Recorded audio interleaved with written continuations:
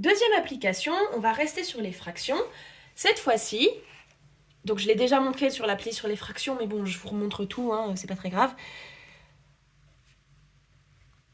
Additionner ou soustraire, ça va être le même principe, des fractions qui ne sont pas sur le même dénominateur.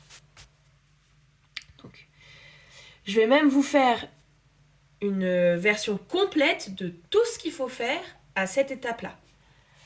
Donc, hop, je vais additionner deux fractions. Alors, attendez, je vais faire quelque chose. Hop. Hop. Et donc... Supposons que vous ayez un exercice qui ressemble à ça. Première étape, ceux qui sont mes élèves sont au courant, mais je vais le dire pour absolument tout le monde, on simplifie d'abord, on calcule après. Si vous pouvez simplifier une fraction, faites-le dès le début. On simplifie d'abord, on calcule après. On ne simplifie pas n'importe comment, bien sûr.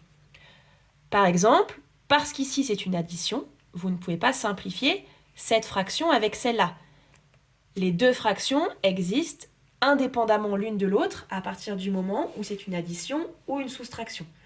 Vous avez le droit d'utiliser l'une l'autre pour des simplifications uniquement si entre les deux il y a un fois là. Sinon, laissez tomber. Donc, vous devez regarder chacune de ces fractions et me dire si on peut les simplifier. 45, si vous connaissez bien vos tables, vous le faites directement. Si vous ne connaissez pas bien vos tables, décomposez, ça fait pas de mal. Si vous avez du mal, paf. Vous repérez que ça a l'air d'être dans la même table. Si vous galérez un peu, vous me faites la décomposition de 9. Vous me faites la décomposition de 45. Et on barre les chiffres qui sont identiques. Hein, aucune inquiétude. Sinon, si vous connaissez bien vos tables et que vous voyez que c'est 9 fois 45, voilà. Attention, bien évidemment, quand on barre le haut, il ne reste pas 0, il reste toujours 1, d'accord? On est dans le monde des tables de multiplication. 9, c'est 9 fois 1, pas 9 fois 0. Ok, on a une fraction bien plus petite, le reste du calcul va être bien plus simple. Maintenant, je ne peux pas aller plus loin parce que le numérateur justement on s'en fiche, parce que le dénominateur n'est pas le même. D'accord?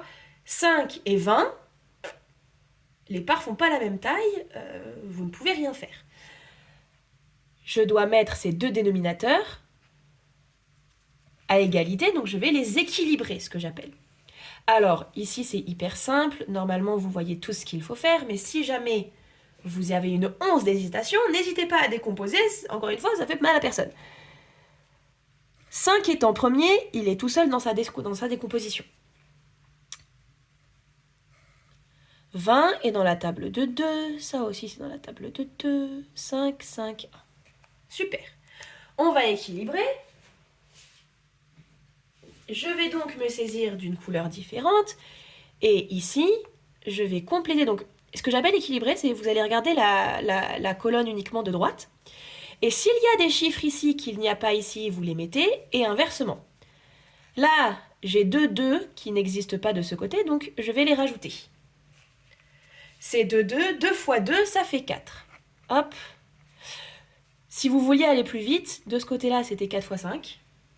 Donc forcément, là, comme il n'y a qu'un 5, pour équilibrer, il faut faire x 4. C'est parti. 4 fois 1, ça fait 4. 4 fois 5, ça fait 20.